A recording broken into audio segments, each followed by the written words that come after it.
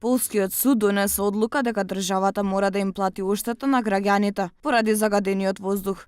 Според нив владата не води доволно решителна и ефикасна борба против загадувањето на животната средина и со тоа им го прекршува основното правило на слободно движење и дишење на чист воздух. Ваквата пресуда била донесена врз основа на тужбата против Полска, која била покрената минатиот месец од страна на неколку јавни личности, предводени од актерката Гражина Волчак, која изјавила дека не се превземени доволно мерки за градовите во Полска да не се наоѓаат на листата на најзагадени места за живот во Европа.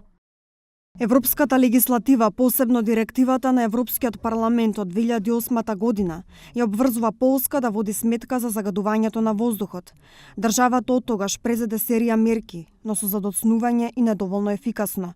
Затоа државата е виновна поради недоволна активност. Судиката во пресудата констатира дека државата го погазила правото на граѓаните за движење како и за чист воздух при секојдневните активности, како што се прошетка или пак проветрување на домовите.